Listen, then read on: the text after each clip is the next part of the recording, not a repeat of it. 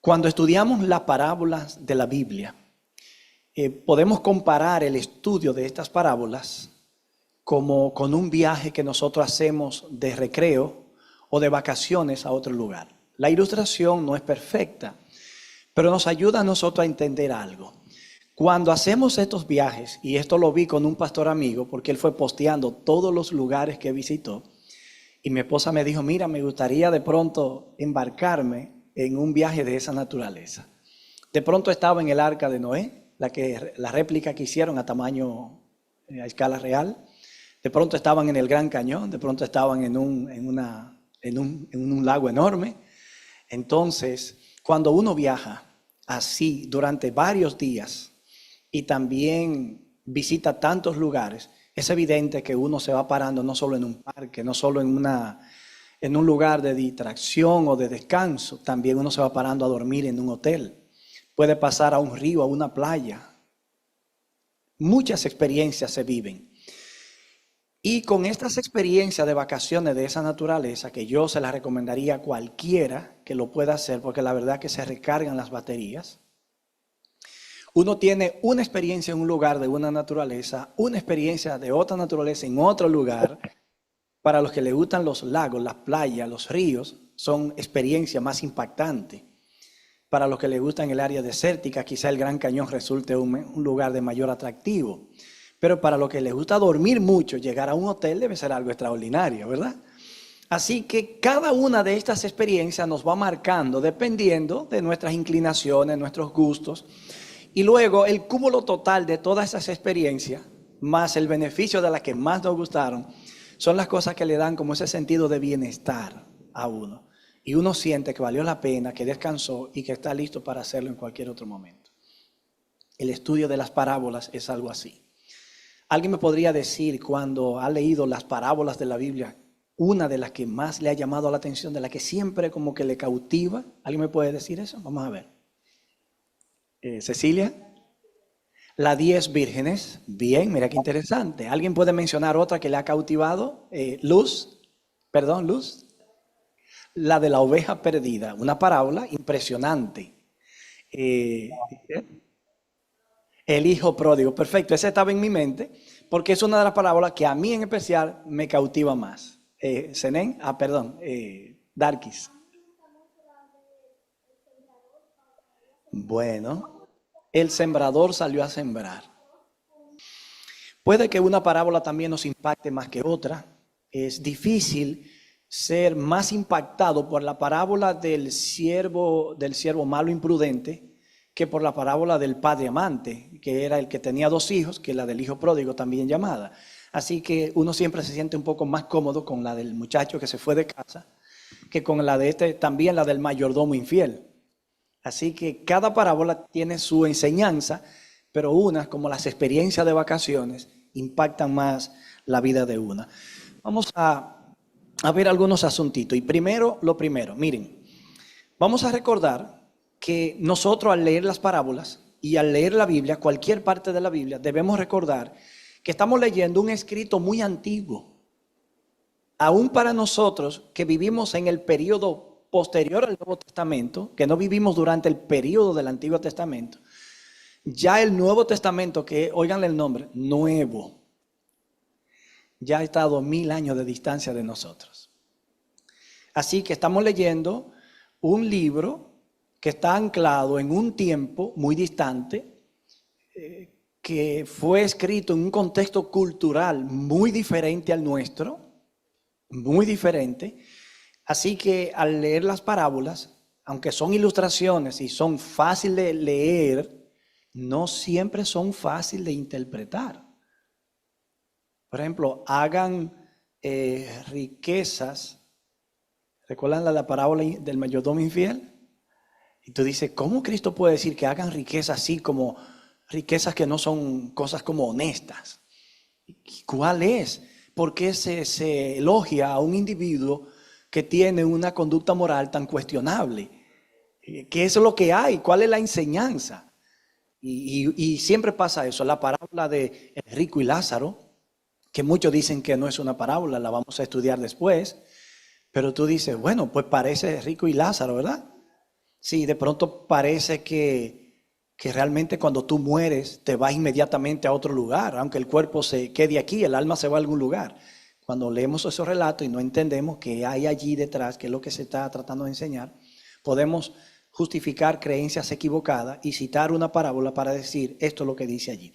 Es delicado. De hecho, hoy yo consultaba un libro de alguien que fue testigo de Jehová toda su vida y parece que se convirtió al catolicismo.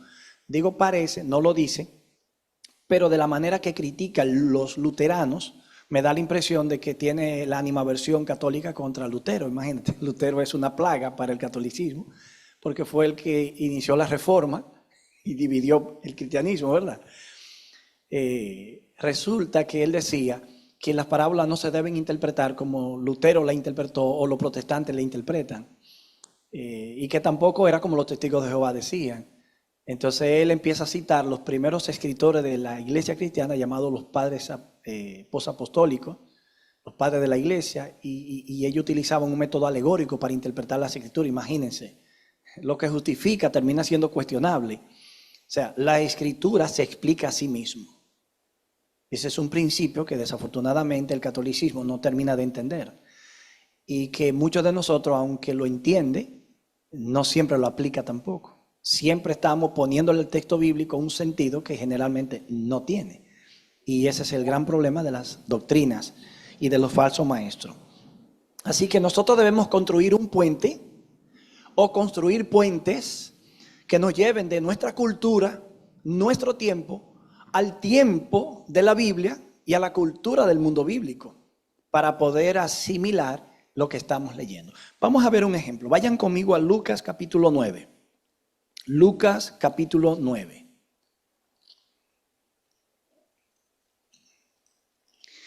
Y allí en el verso 57 y 58 vamos a leer. Este capítulo es bien largo. Dice que yendo por el camino, uno le dijo: Señor, te seguiré a donde quiera que vaya. Wow, qué bonito, ¿verdad? Pero oigan la respuesta de Jesús. Las zorras tienen guaridas y las aves de los cielos nidos, pero el Hijo del Hombre no tiene donde recostar la cabeza. Y te dice, ¿y qué fue lo que ese hombre le hizo a Jesús que le respondió de esa manera? Bien, no es lo que le hizo, fue lo que le dijo. Y al fin y al cabo uno me pregunta, pero ¿y cómo fue que Jesús entendió lo que él le dijo? ¿Recuerdan el caso de María? Un asunto cultural. Mira, se acabó el vino. Vamos a resolver eso. ¿Y qué tengo yo? ¿Qué tengo yo que ver con eso? Dice, pero eso no parece una respuesta cortés. De hecho, muchos entienden que no fue una respuesta cortés. Nosotros creemos que es un asunto cultural. Jesús no fue descortés con su madre. Dio una respuesta que en su cultura no era ofensiva. Y tampoco era una negación a hacer lo que finalmente terminó haciendo. Así que si hubiese sido descortés, no hace lo que termina haciendo. Miren, en este mundo occidental, nosotros hubiésemos respondido a una persona así más o menos. Es fácil hacer declaraciones tan valiosas como esa, pero tienes que considerar seriamente el precio que tú vas a tener que pagar para seguirme. Nosotros somos muy abstractos en el pensamiento y en la forma de formular las ideas. Hubiésemos seguido diciendo, creo que aún tú no lo has pensado bien. Tienes que saber que no te puedo ofrecer ni un salario y ninguna seguridad. Si tú no lo entendiste, quizás lo puedas entender con una ilustración. Ni siquiera tengo una cama propia donde dormir. ¿Captan? O sea, toda una explicación racional, abstracta, muchas palabras, pero Cristo dijo todo eso en su tiempo y en su cultura con una frase corta. ¿Cuál fue la respuesta de Cristo?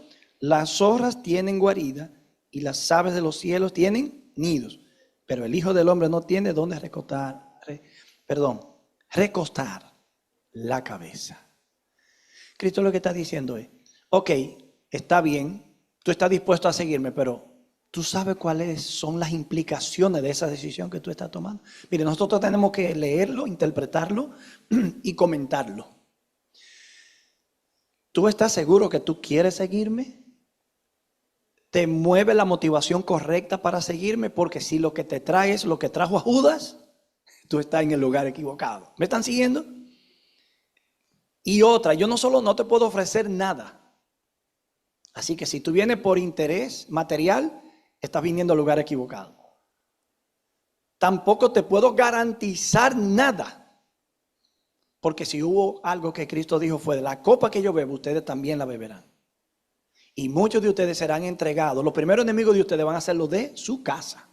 Y muchos padres entregarán a sus hijos creyendo que sirven a Dios. Muchos van a morir, van a ser perseguidos, van a ser llevados a los tribunales. ¿Creen ustedes que Cristo está ofreciendo alguna seguridad? Bien, yo estaré contigo, pero estar contigo no significa que no irás a la cárcel, que no irás a morir, que no llegarás a ser un mártir.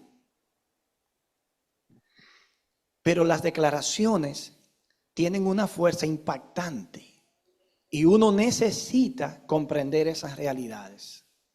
Así que Cristo entonces va directo y hace una confrontación puntual y pronuncia en forma sucinta y drástica la respuesta que le da.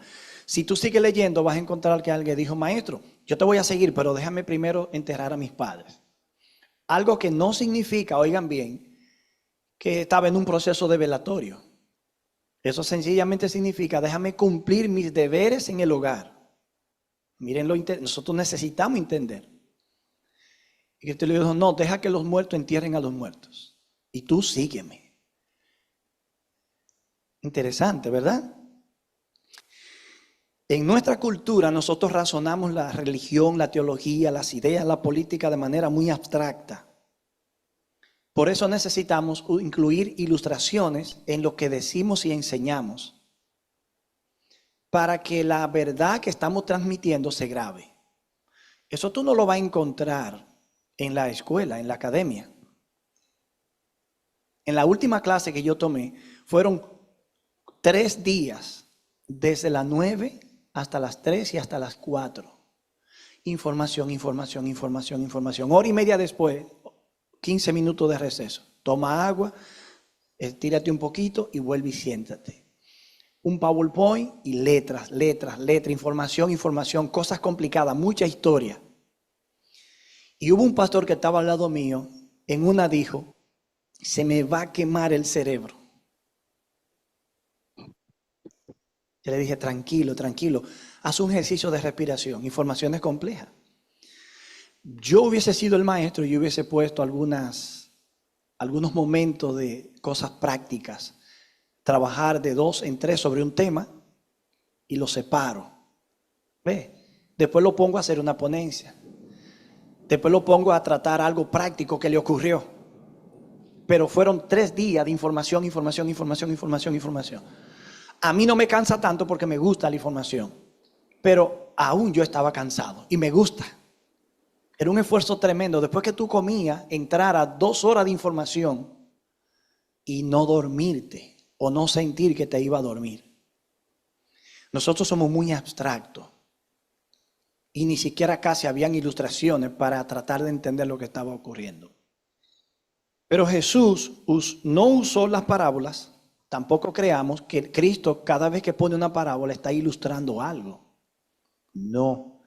En las parábolas Jesús está uniendo a la narración, que puede ser real o ficticia, o verosímil, es decir, muy parecido a lo verdadero, pero no necesariamente verdadero, o lo más parecido a lo verdadero, para enviar un mensaje. Así que esas palabras que van en una forma ilustrada a través de una historia, llevan una verdad, Vamos a hacer aquí un ejemplo ahora, para que no sea tan abstracto, porque aún la predicación nuestra es abstracta, porque la gente se sienta solo a escuchar, El sembrador salió a sembrar y una semilla cayó sobre pedregales. Y como no tenía abundante tierra, el sol salió y la quemó rápidamente. ¿Qué yo sé que es eso? ¿Cómo yo sé que es eso? Si Cristo no lo explica. Porque paradójicamente, hay parábolas que son explicadas y otras no lo son. Pero la Biblia, como ustedes leyeron, dice que él hablaba en parábolas, pero a sus discípulos siempre le explicaba las parábolas. Porque luego vamos a leer algo interesante aquí también. Porque hay muchas cosas asociadas al tema de las parábolas. Había un propósito, un objetivo, una intención, que no necesariamente tampoco era una sola. No era. Cuando Cristo explica qué significa que el buen sembrador es el Hijo del Hombre, la semilla es la palabra. Y el terreno, la semilla que cayó en pedregales, es que hay personas que escuchan la palabra y cuando las pruebas vienen, rápidamente salen huyendo. Hay gente que acepta al Señor con un fervor increíble, pero desde que tiene una prueba, claudica. Ese no tiene raíz profunda. Pero hay personas, y aquí conocemos casos, de personas, como me decía Zen los otros días, que dijeron, mira, le ofrecían más de 250 a uno para que no trabajara en sábado. Para que pudiera trabajar. Era más de lo que le pagaban en la semana. Y él dijo, no, yo no voy a trabajar en sábado. Pero con otros casos es difícil. A otros les cuesta más. Entonces nosotros tenemos que tener cuidado. Cómo de pronto nosotros podemos ser una forma del terreno en esa parábola. Porque en esa parábola Cristo está ilustrando qué cosa entonces. Para no entrar en detalle con eso. Las diferentes respuestas que dan la persona, que demuestra al mismo tiempo el nivel de compromiso que asume con la palabra cuando llega. Incluso hay personas que pasan toda una vida oyendo la palabra y no toma decisiones. Y esto era tan serio para Cristo, que Cristo a veces terminaba diciendo, el que tiene oído para oír, que oiga. Y esa es una frase clave. Esa frase es clave. De manera que con la narración parabólica, vamos a utilizar este término ahora, Cristo envía una verdad unida a una historia. Y esa historia es el vehículo de la verdad misma. Cristo no está ilustrando la verdad con la historia, está enviando en la ilustración la verdad. Las parábolas eran un desafío a la fe. El oído que está abierto entiende. Ahora, el oído que está cerrado, que no se quiere abrir, aunque está escuchando la invitación, no podrá entender.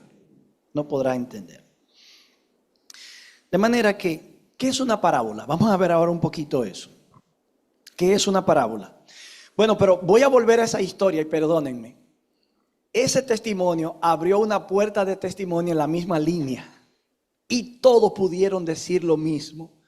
Y el último testimonio fue una persona que decía, aún con mucho tiempo en la iglesia, que no estaba segura de eso, que le costaba. Y ella escuchaba a la gente dando testimonio y decía, pero es que yo no lo puedo creer. Hasta que ella un día dijo, yo te voy a probar, Señor. Porque yo escucho que ellos dicen, prueba a Jehová. Y ella dice que es increíble cómo Dios la ha bendecido. Mis hermanos, probemos a Dios. Probemos a Dios. Avancemos en fe y veremos la mano de Dios. En el idioma que se escribió el Nuevo Testamento, la palabra que se traduce como parábola suena casi igual en el original, parabolé. Y se ha traducido de muchas maneras, de acuerdo a la versión bíblica que uno tiene en la mano, ya sea la Dios habla hoy, o la Reina Valera antigua, o la Biblia española. Puede significar parábola, comparación, un refrán, un proverbio, una enseñanza o un símbolo. Y todavía hay más cosas.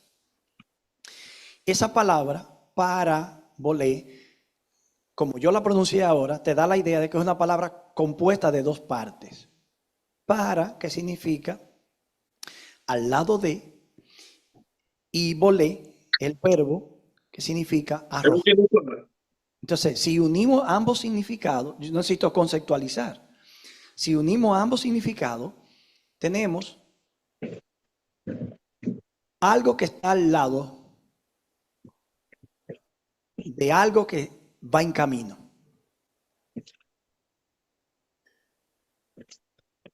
Algo que está siendo llevado, pero al lado de. ¿Me están siguiendo? Si yo me quedo ahí, eso es lo más crudo, lo más aburrido del mundo, la etimología de las palabras. Pero las palabras no están estructuradas de manera tonta. Quieren decir algo.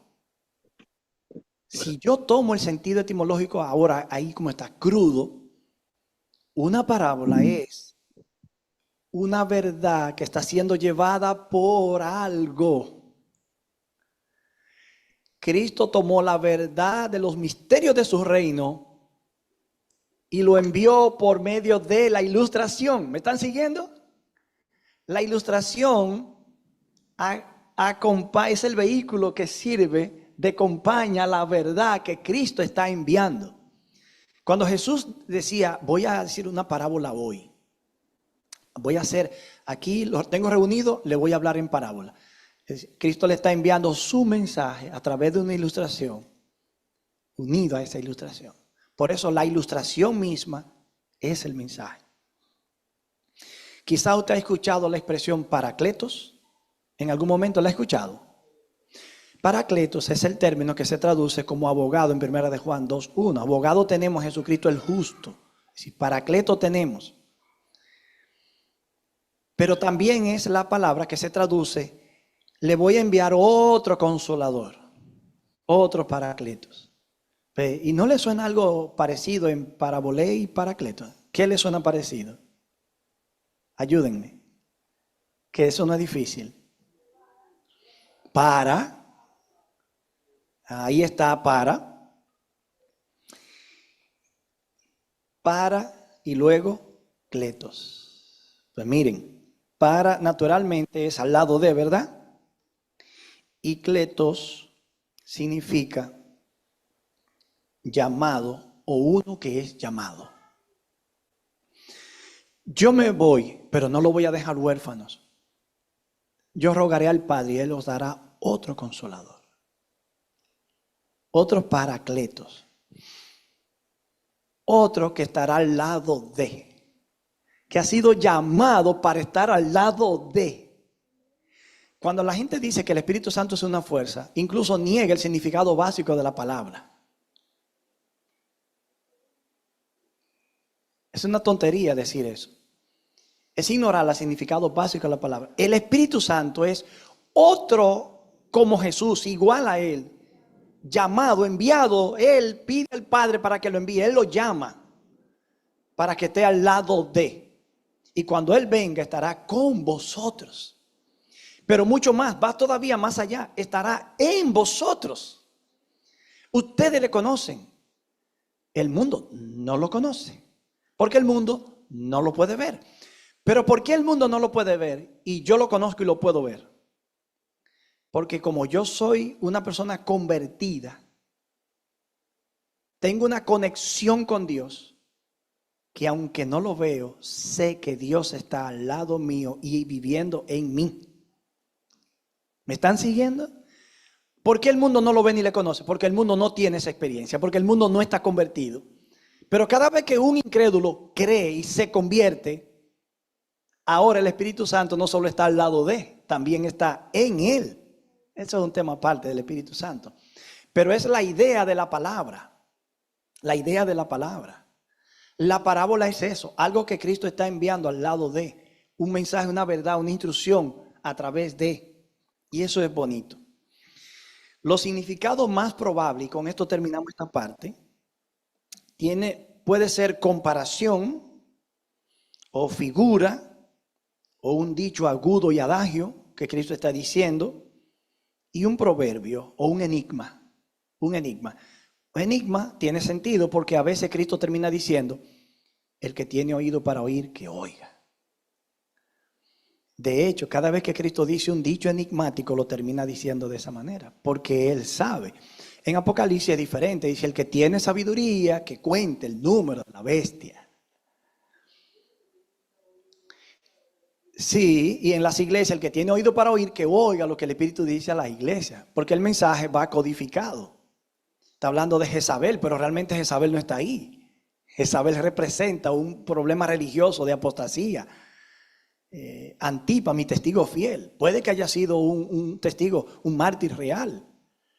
Pero Antipa, el significado de la palabra denota ser un testigo fiel de Cristo, de manera que Antipa puede estar representado a todos los que son fieles. ¿Me están siguiendo? Esos mensajes tienen esa idea. Entonces, mis queridos hermanos, cuando Cristo da una parábola, nos está dando una enseñanza que está al lado de una ilustración, unido a esa ilustración, que cuando yo la escucho, junto con la ilustración estoy recibiendo el mensaje. Por eso el que tiene oído para oír, oiga. Jesús a veces no está ilustrando nada, sencillamente dice. Yo tengo que captar. Entonces, una parábola en español es una composición literaria en la que una narración breve puede ser extensa, puede ser real o ficticia, está ilustrando una verdad moral y espiritual. En los evangelios, una parábola es generalmente una narración que Cristo pone junto al lado de cierta lección espiritual. Miren, aunque las parábolas son bonitas, son historias, tómela en serio. Tómela en serio porque a través de las parábolas, Cristo está comunicando los misterios del reino. ¿Cuántas parábolas hay en el Nuevo Testamento? Bien, ¿han escuchado ustedes algún número en ocasiones?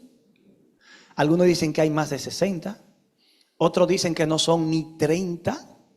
Cuando tú vas al diccionario bíblico adventista, en la sección parábolas se encuentran 3 páginas con un gráfico de parábolas citadas, texto y un breve comentario de lo que se ilustra. Muy interesante eso. Y allí hay 40. Al final el artículo dice, no significa solo que son 40, pero estas son las 40 más representativas. Pero de hecho hoy yo estaba chequeando un libro de un autor católico que se titula precisamente Las 40 parábolas de Jesús.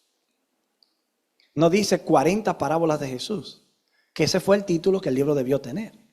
Porque como dice, las 40 parábolas de Jesús, yo asumí que el autor entendía que eran 40. Y como ya yo sabía que el diccionario bíblico decía que analizó 40, yo dije, pues mira, parece que ese es un número. Eso es más de 30, pero algunos creen que no son ni 30. ¿Saben por qué? Porque para muchas personas, muchos de los dichos de Jesús que algunos consideran parábolas, otros no lo consideran parábolas. Y por eso, dependiendo cómo tú veas las cosas, habrán tantas, más o menos, dependiendo. Lo cierto es que al final de la introducción de ese libro, porque mi inquietud, yo leí que él dice, cuando yo digo 40 parábolas, no lo tomen, no lo pesen en la balanza literal. Pueden haber más, pueden haber menos. Por eso yo digo que él debió ponerle al libro 40 parábolas de Jesús, ¿verdad? Porque él cree que pueden haber más. Bien, ¿por qué Jesús enseñó en parábola? Y este es un punto importante. ¿Por qué Jesús enseñó en parábola?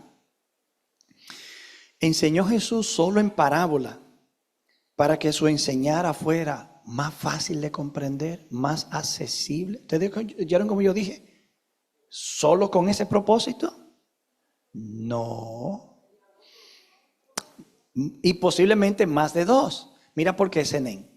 Porque en una ocasión dijo, yo hablo en parábola para que los que tienen oído oigan y no entiendan.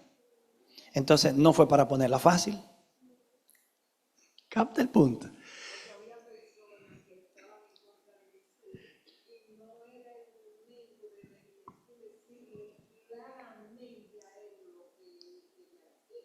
Así es.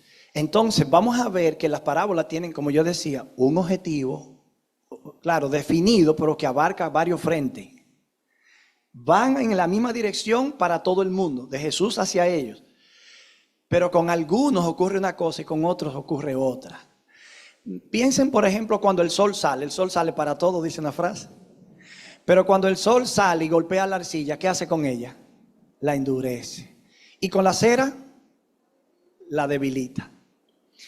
Si tomamos la ilustración de que la parábola es el sol que alumbra, la enseñanza de Cristo, cuando toca conmigo, ¿qué ocurrirá? ¿qué tipo de material soy yo?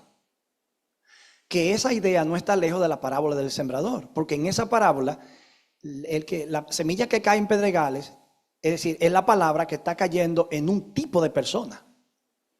Pero la que cae en buen terreno y que da fruto a 100% es la palabra que está cayendo en otro tipo de persona. Entonces, Mateo 13, del 1 al 3, dice, y esto es interesante, aquel día Jesús salió de la casa y se sentó junto al mar, o de la casa donde estaba, o de la casa donde él acostumbraba a ir frecuentemente. No se sabe cuál sería, puede ser la de Lázaro, que según el deseado de toda la gente era un lugar que a él le gustaba frecuentar, porque allí él tenía paz. Sus hermanas y Lázaro eran personas con las que Jesús tenía comunión bonita como ser humano. Dice, se le acercó mucha gente, de manera que él entró en una barca para sentarse y toda la multitud estaba de pie en la playa. ¿Te imaginas el escenario? Empieza como a configurar. Entonces les habló muchas cosas. ¿En qué? En parábolas. Muchas cosas. De manera que Jesús le está hablando a todas las personas que están ahí. Y no necesariamente todo el que está ahí vino para escuchar la palabra y entrar al reino espiritual de Cristo. En ocasiones muchos venían, como mismo Jesús lo dijo, por los panes y los peces. Algunos venían como espías para ver qué enseñaba este hombre y luego ir a chismear con los líderes judíos. ¿Están siguiendo? Jesús tiene todo eso delante. Todo eso delante. En el versículo 10 dice, se acercaron los discípulos y le dijeron, ¿por qué les hablas por parábolas? La pregunta parece interesante, pero me parece que es que ellos se están haciendo los tontos. Porque Cristo en una ocasión le dijo, tampoco ustedes entienden lo que yo quise decir. Me parece que se están haciendo los tontos para que él dé una razón que le permita a ellos entender, porque quizá le da vergüenza que ellos que están con él tampoco están entendiendo. Pero miren lo curioso. Ellos no entienden, pero están abiertos a entender. Quieren entender. Preguntan. ¿Por qué la Biblia no dice, y los discípulos y un grupo de la multitud se le acercó diciendo, explícanos las parábolas? ¿Están siguiendo? Yo pienso que Cristo está tomando las perlas de gran precio del reino y tiene que arrojarla al público. Pero Jesús sabe que dentro del público, como dice uno de los evangelios, hay cerdos que después que le arrojen las perlas, van a venir de allá para acá y la van a pisotear y le van a pasar por encima. Ustedes están entendiendo el mundo bíblico, ¿verdad? ¿Con qué es que Jesús está lidiando? Nosotros vivimos lidiando con todo eso, como cristianos en relación con el mundo. Y dentro de la iglesia a veces estamos lidiando como líderes con situaciones así. Gente que no va a valorar, gente que no va a apreciar, gente que no va a mover un dedo. Pues está bien que se queden paralizados ahí. Porque la parálisis provoca la muerte. Y yo voy a decir algo, mis hermanos. Cristo en una ocasión dijo, la palabra que yo os he hablado, ella le juzgará en el día final. Pero es una ironía que esa palabra que él habla va a juzgar a alguno en el día final. Pero será la misma palabra que le dirá a alguno, bien hecho, buen siervo fiel, sobre poco fuiste fiel, sobre mucho te pondré. Entra en el gozo de tu Señor. La palabra que te salva a ti será la palabra causa de juicio para los perdidos, para otro. Porque aquí aparece ya un principio que ya la hermana lo infirió. Dentro de todo lo que está ahí, no todo el mundo vino por el reino de Dios. Yo conocí el caso en mi país de una hermana que estaba soltera, estaba bien posicionada y un militar con un rango bueno se interesó en ella. Y cuando él empezó a visitar la iglesia, nosotros que éramos los ancianos de la iglesia estábamos preocupados porque notamos que se sentaban juntos. Y yo dije, pues si esta gente se está sentando juntos de alguna manera se está tratando. Y si fueran un trato solo amistoso, pues se sentara uno aquí, otro allá, o en el mismo banco un poco más distante, pero todo el mundo, era obvio que había un interés genuino. Nosotros le dijimos, ten cuenta, él muestra interés en las cosas de Dios, pero ten cuenta porque puede que el interés de él seas tú, no la causa. Le dijo, no, pero yo le voy a dar estudio. Y dijo, bueno, aún dándole estudio, aún él aceptando y aún bautizándose, ten cuenta. Una de las líderes más importantes de la iglesia, que de hecho era doctora, una persona de buena mente, se desesperó y se casó con uno que no era de la iglesia. Era un buen católico, según ella. Le dije, ¿está bien? Dijo, no es un mundano. Le dije, piénsalo bien. Yo no estoy diciendo que el católico es mundano, estoy diciendo que lo piense bien. Hay católicos que son más fieles a Dios y más espirituales que muchos de nosotros. Eso aquí no se está discutiendo. Pero yo le dije a él, ten cuenta. Y finalmente ella está fuera de la iglesia todavía. Eso fue cuando yo me bauticé. Los tiempos, aquellos tiempos. Salió de una manera que no ha podido recuperar la fe. Y él nunca ha sido más que lo que es. Pero fue suficiente como para eliminar en ella la fe. Una persona madura que cantaba, recitaba, predicaba, líder de iglesia, profesional, que no es una mente chiquita como dice uno, y la arrastró. No pudo ella. Se fue. En el caso de este señor, finalmente él conoció al Señor, se bautizó y se casaron y eran miembros permanentes de la iglesia. Porque hay como excepciones. A uno le va bien, a otro no. Pero aún cuando le va bien, al principio el riesgo es muy alto. Gloria a Dios si esa persona viene del mundo siendo un tipo de terreno que cuando la palabra cae, cae en buen terreno.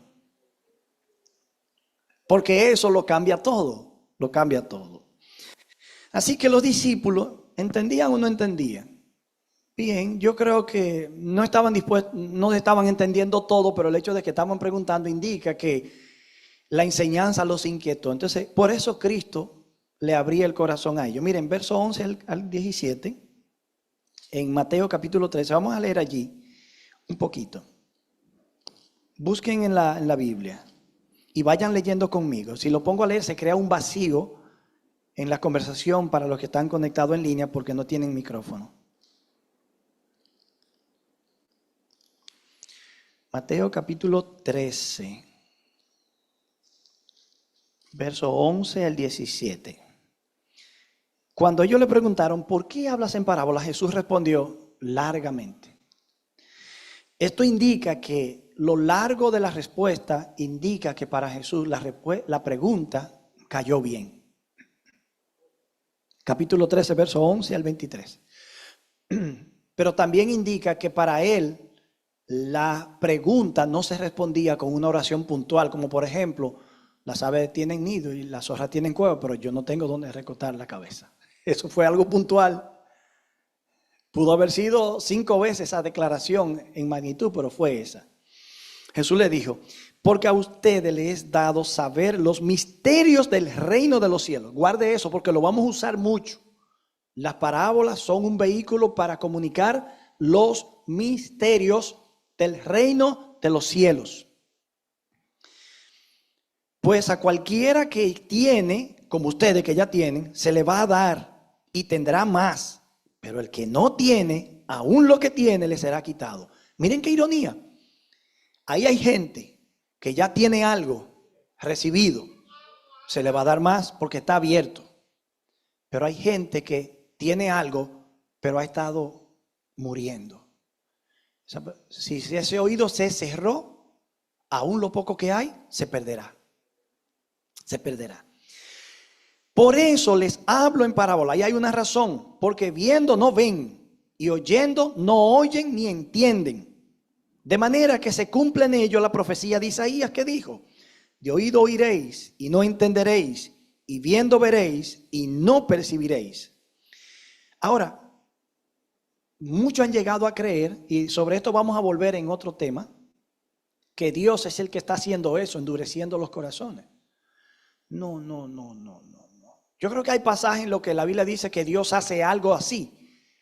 Pero aún así tenemos que estudiar esos pasajes. Con Faraón, con Tesalonicenses, segunda de Tesalonicenses 2:8, si mi mente no me falla, dice: por cuanto no amaron la verdad, sino que se aferraron al error, Dios le envía un espíritu de error para que crean la mentira y se pierdan. Eso es una declaración terrible. Eso debe ponerle los vellos de punta a cualquiera.